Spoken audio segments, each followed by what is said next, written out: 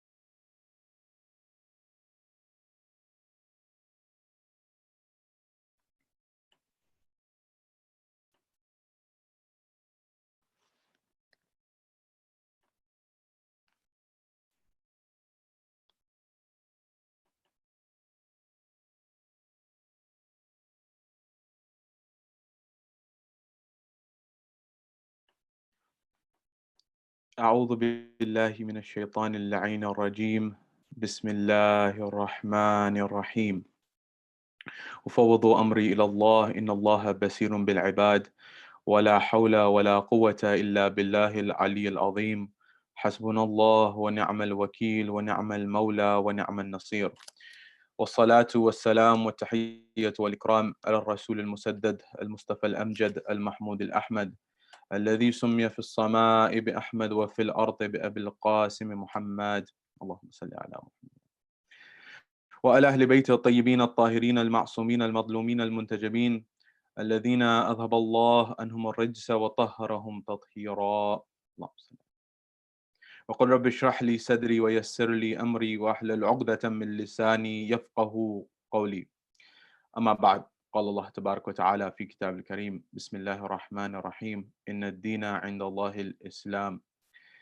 صدق الله العلي العظيم. زينوا مجالسكم بالصلوات على محمد وآل محمد. اللهم صل على محمد وآل محمد.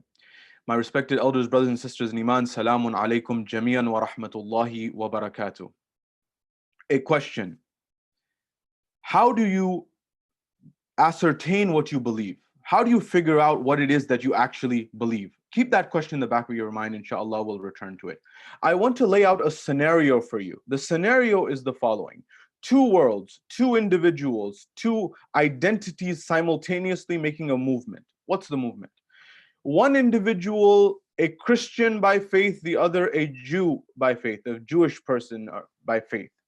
Both of them head towards their own respective institutions of religious identity or religious learning.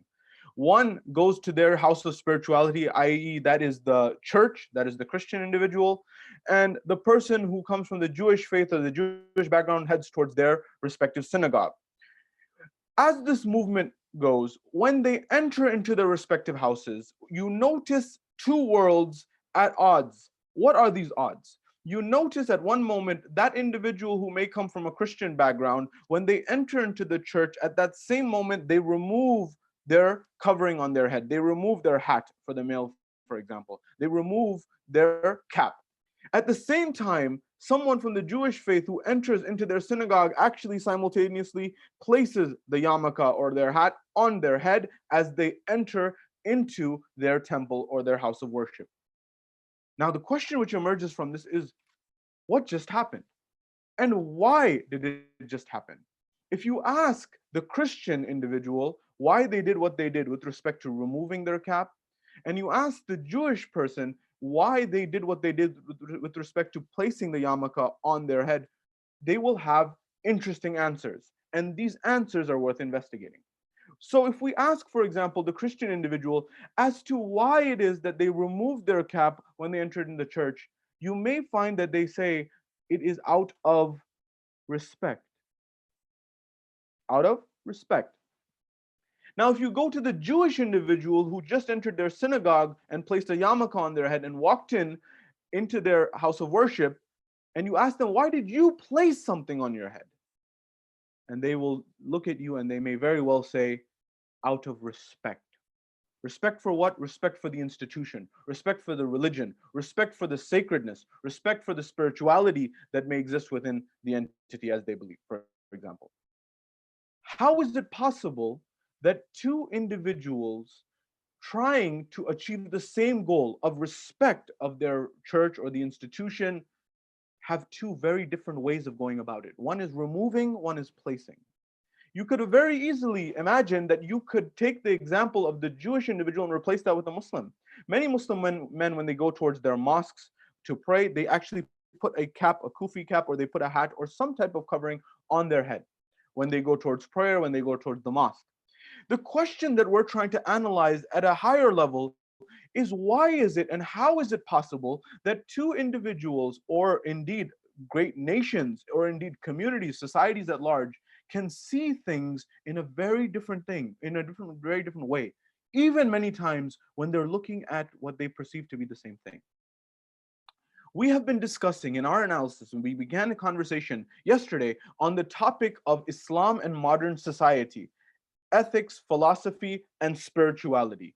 Talking about this idea that when I study philosophy, Islamic philosophy, philosophy in particular, in line of the teachings of Ahlul Bayt, it helps me to get clarity of thought, clarity of mind, so I can make the right decisions. And then the next level is ethics. I adopt the right traits to implement in my life so I have satisfaction and tranquility in my life.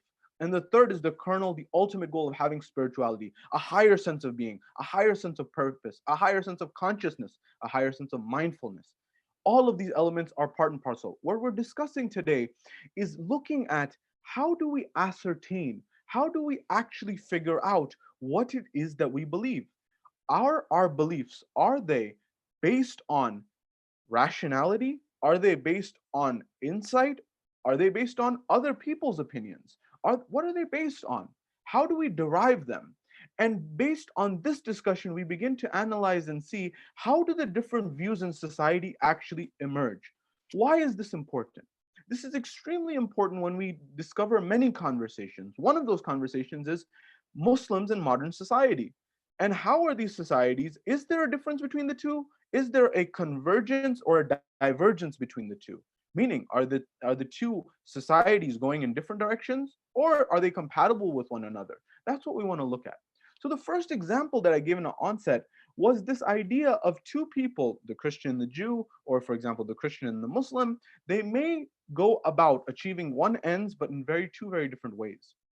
And this is an interesting example to look at our world and our society. How do we analyze and how do we ascertain what is truth? What is reality? How can two individuals see things and two communities and two nations see things differently? What may emerge from this conversation is an understanding about and with respect to how our mind actually makes decisions. Allow me to give an example. In psychology, there is a phenomenon known as cognitive bias. That is, due to certain factors that you and I may not be aware of, they may be hidden factors, or at least they may be factors that we're not aware of, we may make certain decisions that we may not have made otherwise. An example to clarify the matter. I remember I was walking down the street in London, uh, perhaps last year, if I remember correctly. And when I was walking down, this happened on several trips, but one of them stood out very particularly. I was walking down the street with some friends and I saw a particular restaurant. And I noticed something about this restaurant. It was, I believe, an Indian restaurant. And in this restaurant, there was a big line actually outside of the restaurant. It was about a block long. But what was interesting is we were actually not intending to go to the restaurant. We were just walking by. As we were walking by, it was very interesting to notice when you peered into the restaurant and you looked in, you noticed that it was actually relatively not that full. It was relatively empty, in fact. And yet there was a very long line outside of the door. Now, there's a few ways to look at this scenario. One may argue, for example, the restaurant may say, as an example, that, well, a lot of these tables are already reserved. There's people who are going to come later. They've already called ahead. They will be here at a certain time. Therefore, the restaurant looks and seems like it's relatively empty, but there's actually, these are for people who will be coming in a few moments, an hour, whatever time. They're reserved seating. That may be one perspective. Another perspective is that this actually may be something called artificial scarcity, meaning people have understood, psychologists and also practitioners have understood that things that are scarce in nature, that is, things that are not readily accessible very easily, are more desirable in society. What's an example of this? An example of this is clearly gold, for example. The value of gold in an economic sense is derived from its scarcity, or at least its perceived scarcity. That is, that how rare it is in society. There's only a certain amount, and there's not a more amount available. That is what essentially makes gold a scarce asset and gives it a value. If it's rare, it's perceived as limited, and therefore there's only a certain amount. If there's only a certain amount, therefore what amount there is, if someone possesses, must have more value. So sometimes there's a real scarcity and there's perceived scarcity. Going back to the restaurant example, it may be the case that there are reserved seats, or it may be the case that the restaurant wants to have a line outside so that people who pass by draw their attention to the queue, to the line, and say, hold on a minute, this is a big line, and it must be a reason why people are actually standing in line. And we perceive that because people are standing in line waiting, this must be something that is necessarily good. I gave the restaurant example, but this example happens every single day in various facets of our life, including at the shopping mall, at buying consumer goods. We think for a moment that if something is scarce, it must be good. If something is expensive, it must be good. Whereas data and behavioral science, psychology, economics show that that is not necessarily always the case.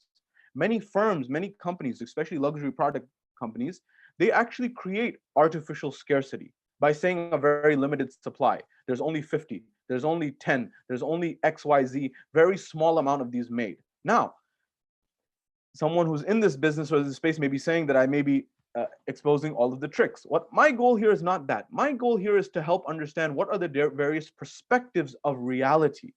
And understanding that perspective of reality, that same company that creates a shoe that is very rare, for example, could very easily produce many more of those same shoe. But if they did produce many more of that same shoe, the scarcity would go down.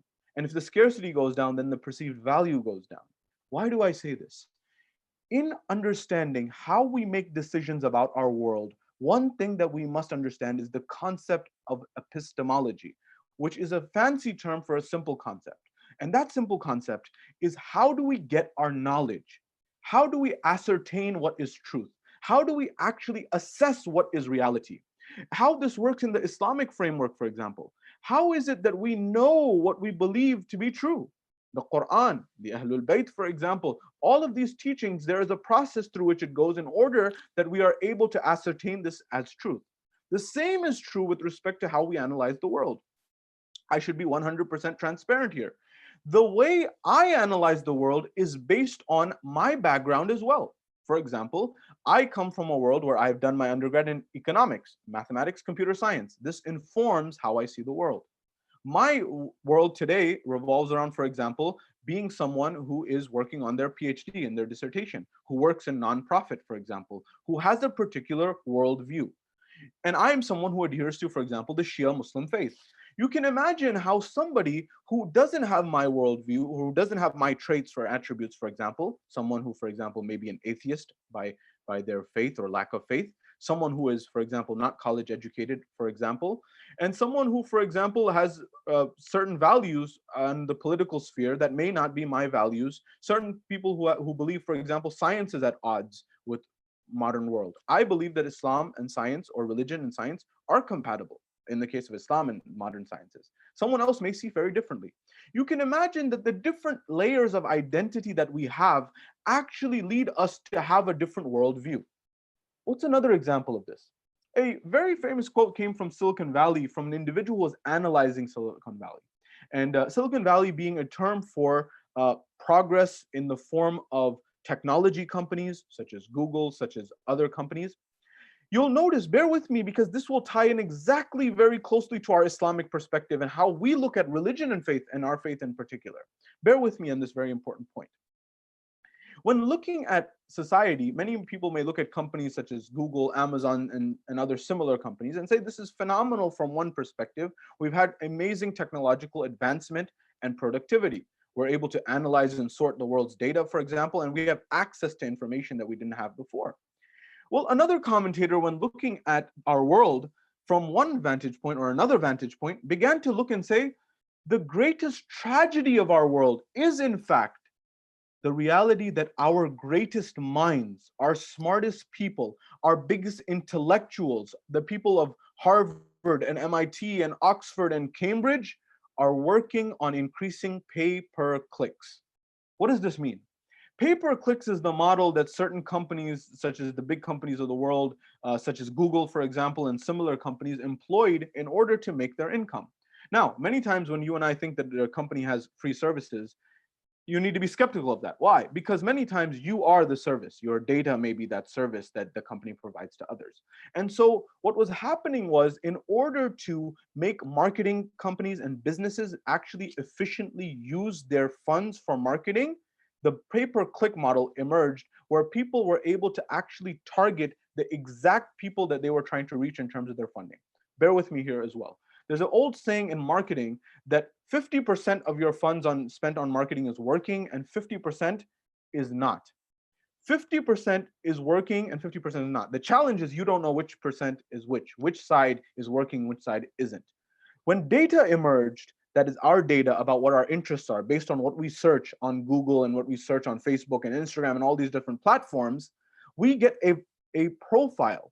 And people who understand, companies understand this profile, and they're able to target individuals.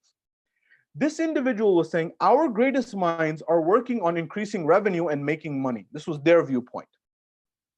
The argument he's making here is that our greatest minds should be actually working on something else, as this commentator is saying. What should they be working on? For example, they should be working on our bigger problems, the biggest problems of society. What are those bigger problems? They would say, for example, eradicating poverty. Why aren't these greatest minds going towards eradicating poverty? Why aren't these greatest minds, for example, going towards finding a direct cure to cancer, for example, through computational biology and other subjects? Why aren't they working in the most pressing needs of society? Why are they working, for example, in trying to increase business revenues?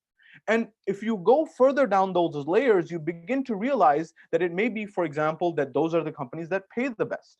If you read a book, for example, by Sapiens by Yuval Noah Harari, he's commented on this idea that, for example, people talk about how money is actually the driver and the catalyst and has been for religion. He says historical, from the historical lens, that the rulers, they paid the religious class and they were able to, for example, get what they wanted. So the funding accelerated the religious process or kept the religious uh, clergy under a certain umbrella.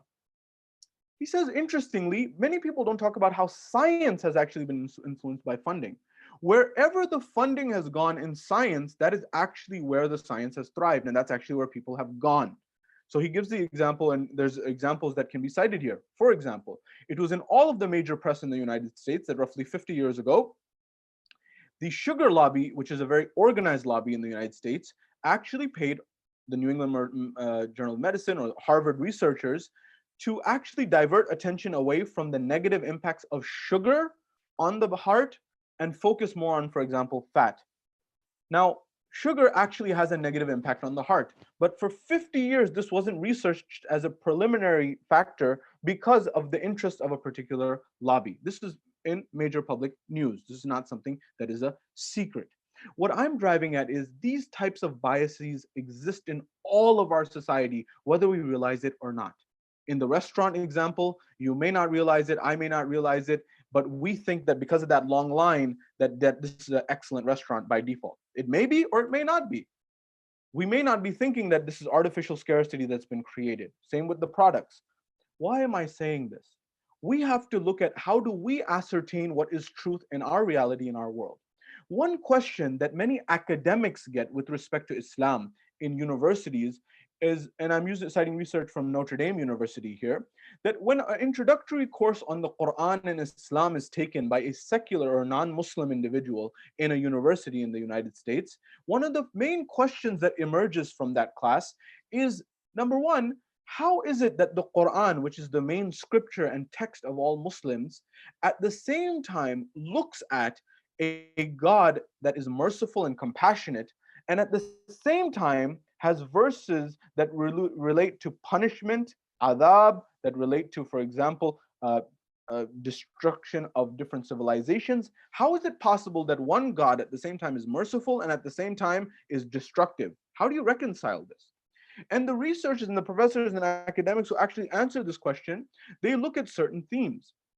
So, for example, within a secular framework, looking at the Quran, one theme that academics identify about the Quran is something called punishment stories. That is, those stories that are in the Quran that are related to punishment. This is a theme that has been identified by researchers. They say that there's a constant theme within the Quran of stories about prophets who, for example, came, such as Noah, such as Moses, who came forward and they brought a message from God Almighty. They brought God's message and they delivered it. And when they delivered it, the people did not accept it.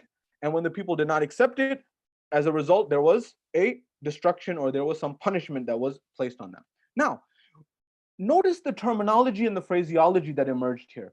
They're calling it, or somebody may call it, a punishment story or punishment statement. I may argue that this is not a punishment story. Rather, this is an admonition story, or rather, this is a guidance story. The person who's calling it a punishment story may be looking at the what or the how, or what's going on there. The person who's looking at the admonition and guiding is looking at the why. Why is this punishment happening? Well, the reason the punishment is happening is because guidance was sent and admonition was given and was not adhered to. Whereas the person who may be saying this is a punishment story is saying, well, what happened? Well, what happened was punishment was leveraged. But what happened before it that led to that point? So they give various examples. If you look at Nuh alayhi salam in the Quran, that Nuh came with a message and a guidance and the people did not listen, they did not follow. So God sent his guidance and delivered it through his messenger, through Noah alayhi salam, Nuh alayhi salam. And in that process, he advised the people did not listen. And then there was a massive flood that ensued. One example.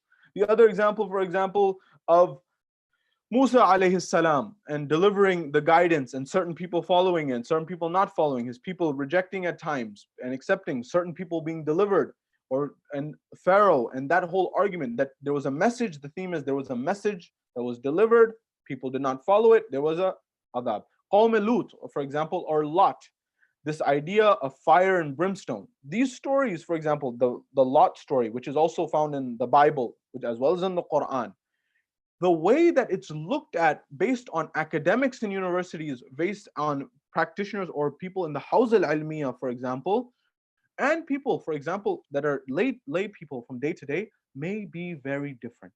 So the question here is, how do you and I get our knowledge? And this is where epistemology comes into play. That is the study of knowledge. How do we get our knowledge, and how is knowledge actually ascertained? There are a few ways. For example, claim testers are one class and one category of how we get knowledge and truth. That is in the philosophical framework. Remember, we're studying philosophy, or the elements of philosophy, as prerequisites to make proper decisions, to understand our world and have clarity about our world. So the first one that one may look at and one may find is intuition. Intuition can be seen as a first filter, a first layer of how do we ascertain whether something is true or not? How do we ascertain or decide if something is knowledge or not? And when you look at intuition, intuition is also informed by the biases that you and I have had throughout our lives. What does that mean? That I have a certain experience that I've lived throughout my life. For example, if you look at the famous quotation of Einstein, where he said, common sense. Common sense is simply, according to Einstein, the collection of biases that we as human beings have absorbed up until the age of 18.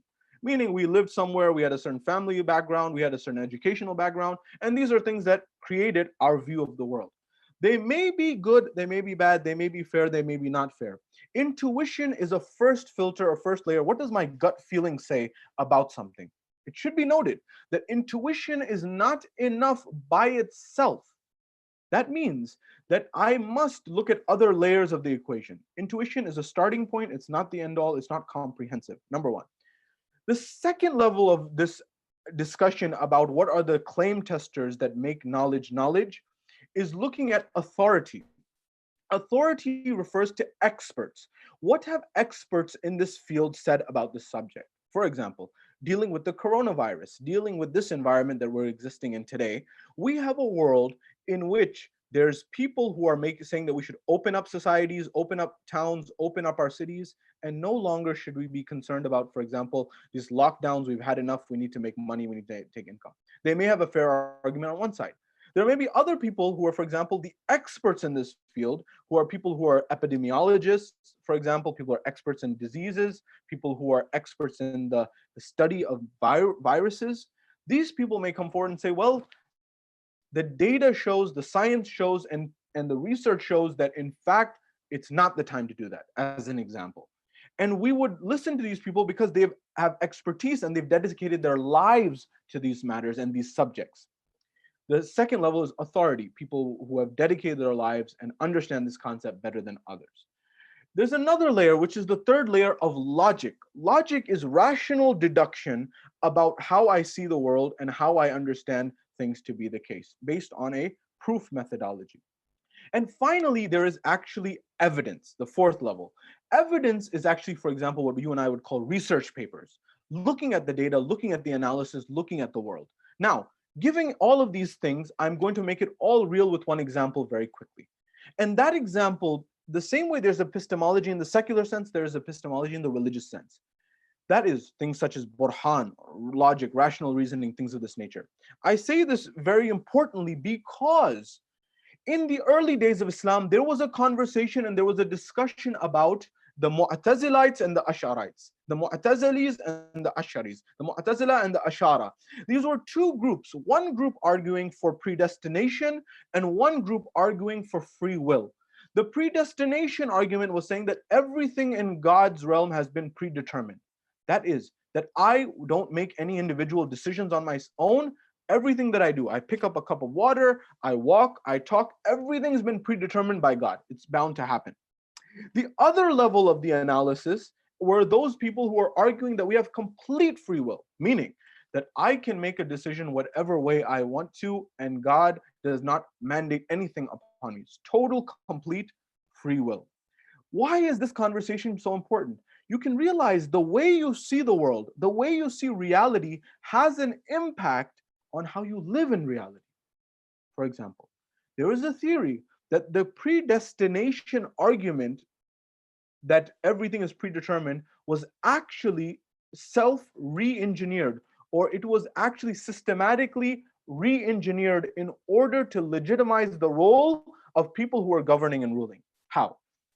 If someone is in power and ruling over a state, ruling over a land, for example, think of, for example, Damascus or the Levant or Sham, for example, in the Islamic Empire. This person is in power. How do they legitimize their power? Because they may not have gotten it through the Prophet. They may not have gotten their position through the Imams. They may not have any religious form or validity to have their belief system. So what do?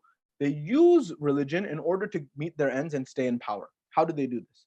They hire historians, they hire writers, hire traditionalists to say and create a narrative. That narrative may be along the lines of, well, everything has been predetermined, number one. The entire world, entire existence has been predetermined. And if everything's been predetermined, that means the ruler who's in power right now has been predetermined by God to be in this place because it is in God's knowledge.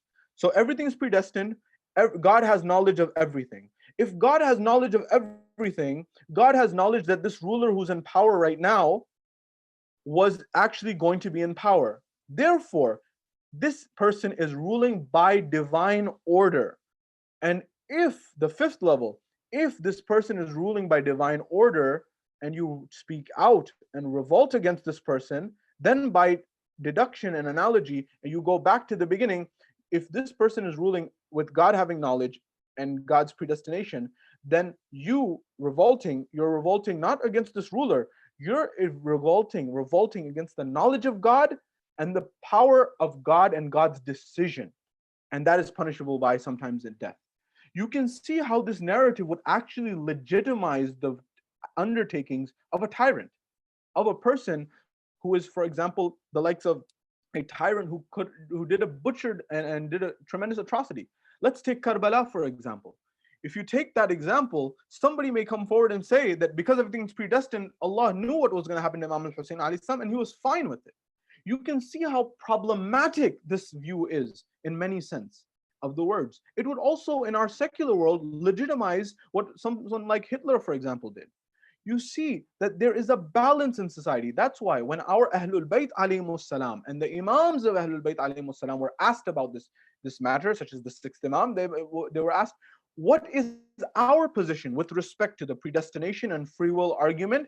They said very clearly, it is al-amr bayn al-amrayn. It is the matter between the two matters. That is, that certain aspects of our lives are predestined and other factors and other matters of our lives are free will. We have the free will in terms of many aspects of our lives, such as, for example, the school we choose to go to, the job that we, for example, choose to do many times, the work we do, the how we spend our leisure time, how we spend our time in general. And there are other things that are predestined that are perhaps beyond our control. For example, what family I'll be born into, for example, what time and space I'll be born into, what zaman and makan I'll be born into. These are things that may not be in my hands and my control. Why is this conversation so important? The necessity and the importance of this conversation is due to the fact and due to the reality that if we don't understand and we don't reflect on how we ascertain our worldview, it's very possible that someone influences our worldview and we may actually lose our religious identity. How's that possible? Imagine for a moment, I live in a world, in a society, as an example, where I'm constantly and consistently in academia, for example, and I'm consistently in research, for example, and I'm consistently in the physical sciences. Now, academia has a culture, the physical sciences has a culture. All of these cultures, whether we may realize it or not, have an impact on who I become. If I don't counterbalance that viewpoint, what ends up happening as a result is I actually become someone who is part of that culture, and I adopt that culture, that mindset of academia, of the physical sciences 100% wholeheartedly. Even if that says, for example, that the world is atheistic, there's no God, for example, or these views, which is not always the case, but sometimes the case. Why is this important? Because as a Muslim, I believe in a worldview that is comprehensive of this world and a hereafter. And if I don't incorporate the hereafter, I may be at loss in the hereafter. What that means is that I'm not only accountable for justice in this world, I'm also accountable for the hereafter.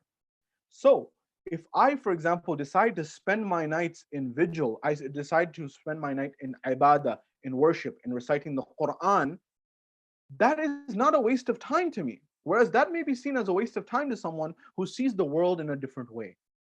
The point of this conversation was to actually invite you and I to look at what are the sources of our knowledge. How do we get our knowledge? Are we getting it from the right places? And if we're getting it from the right places, is it comprehensively correct, or do I need to counterbalance that with another narrative? It may be, and I have seen this example in my travels many times in my lecturing career throughout the globe, wherever I may be. And many speakers have told me this as well. And this example is very pertinent. I cannot tell you about how many young people I know who were going to the mosque, who were going to religious gatherings, who were part of the culture and the religion of Islam and the Shia faith. And for example, they got into med school, they got into engineering school, they got into whatever university they got to, and it was out of town. And when they got there, when they went to this university, they went there, let's take the example of medicine in the United States. They went there and they studied for four years in undergrad, and then they did another 4 years of medical school. And after that, they went for residency for at least 3 years. That's 4 + 4 + 3, 11 years. All noble pursuits. Medicine, noble pursuit. Education, knowledge, ilm, noble pursuit. Helping others in terms of their health, very noble pursuit. Research, finding solutions to viruses that we're facing, for example, today and in other times. All very noble pursuits. But what I'm highlighting is another dimension of the equation, which is I cannot tell you how many emails, how many calls, how many parents have reached out to me over the years and said, can you please have a chat with my son or my daughter about something? What is it? They said that my child was a very religious child, was a very spiritual child, was a very ethical child, was perfect. But they went to university. I say, university, that sounds wonderful. It illuminates the mind. It's fantastic in so many dimensions. Well, they say, well, it's not exactly that. Well, they spent 4 years in undergrad, 4 years in med school, 3 years in, for example, undergrad, in a fellowship, for example, or residency. By the way, I'm just using this example. You can very well apply this to engineering or law or many other fields. This is not to be a personal attack on anyone in those fields, by the way. I want it to be very clear. I mean, I could very well use the same application on myself as well. The point that I'm driving at is many people don't realize is they were in one environment before that, but they got separated from the mosque. And they were there for sometimes up to 10 or more years away from the mosque. And those parents think that the child is the same child, their child is the same child that was there the whole time during those 10 years, but they don't realize that they've changed.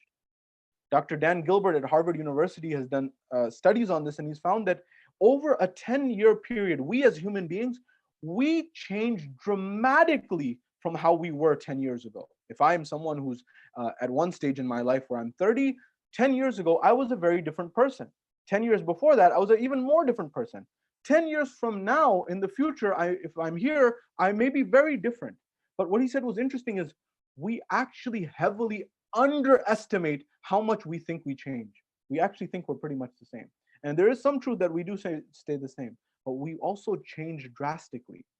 What's happening is many of our youth are going off to university, and in that process, when their parents come and tell them, they say, my son, my daughter, my child, I want you to come to the mosque. You know, now you've gotten your education, everything's wonderful. You've done great. You've been very successful. Come to the mosque sometime. I know you're really busy. Come to the Husainiyah. Come to the religious gathering. Come for Shahr Ramadan. They begin to say, I don't have time for that. That's not a priority for me. I have a lot of other goings on. Why do you want to talk about those fairy tales? This is the type of narrative that emerges, not always, but many a times. Why? Because whether we realize it or not, the world view that we had in the past no longer exists. We've adopted a new worldview. A worldview that, for example, may say only the things that are proven by evidence are true.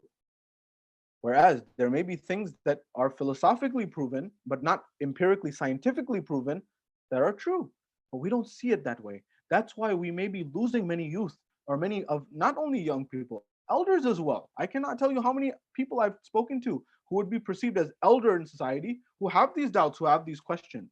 And it's not a problem to doubt, but if you doubt, you should also seek out the answers, and the answers are there.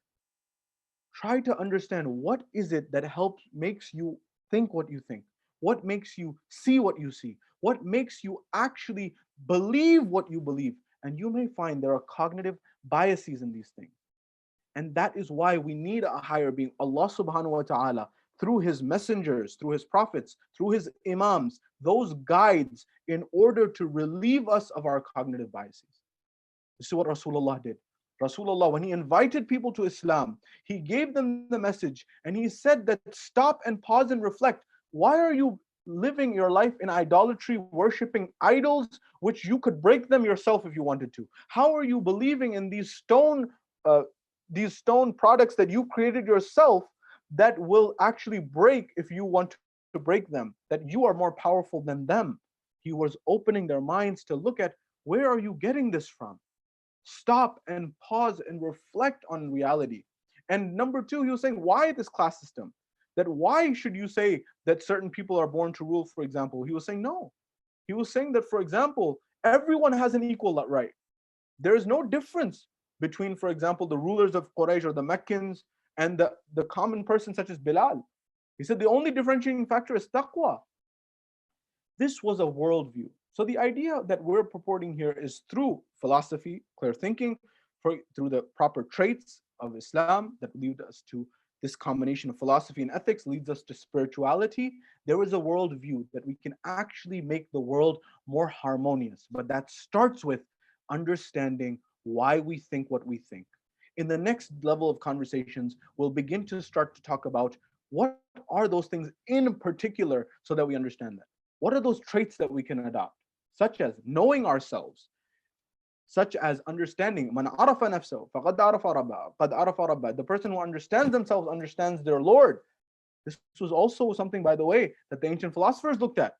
Know thyself was written in Greece in the academy where Socrates was, that it was written there, know thyself. So how can we know ourselves so that we can know our Lord? But we need to understand, where are we getting our knowledge to have that conversation. I hope and I pray that this has been a fruitful conversation for you and you understand how important this is to chart the future of our community and our society. Inshallah, we'll continue this, life permitting, tomorrow, and we hope to see you again. وآخر دعوانا أن الحمد لله رب العالمين.